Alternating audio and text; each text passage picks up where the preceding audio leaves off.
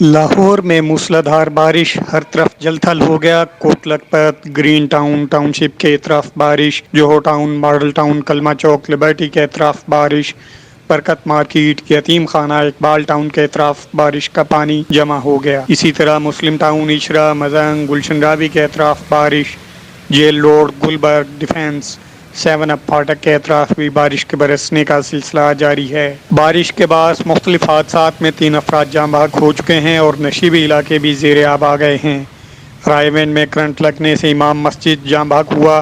ڈھولن وال میں 10 سالہ بچہ اور سوڈی وال میں 42 سالہ شخص جان سے گیا۔ لیسکو کے 130 سے زائد فیڈر ٹرپ کر گئے ہیں اور متعدد علاقے بجلی سے محروم ہو گئے ہیں۔ اطلاعات کے مطابق بھٹا چوک، آرے بازار، نشاط کالونی، صدر، مغل پورہ، مزنگ، عابد مارکیٹ، شاد باغ، بادامی باغ، شاہدرہ، کریم پارک، بیگم کوٹ، بلال گنج، شیراں والا، بھاٹی گیٹ، شاہ عالم مارکیٹ، گجر پورہ اور شادی پورہ کے علاقے بجلی سے محروم ہو گئے ہیں۔ ایم ڈی واسا سید زاہد عزیز کے مطابق لاہور میں موسلادھار بارش میں واسا کی ٹیمیں فیلڈ میں متحرک ہیں۔ لاہور میں اب تک 135 ملی میٹر تک بارش ریکارڈ کی گئی ہے۔ ایم ڈی واسا کے مطابق تمام انڈر پاسز کلیئر کر دیے گئے ہیں اور 100% نکاسی کا عمل مکمل ہونے تک فیلڈ میں رہیں گے۔ موسلادھار بارش کے باعث متعدد علاقے زیر آب آ گئے ہیں اور ٹریفک کی روانی بھی متاثر ہوئی ہے۔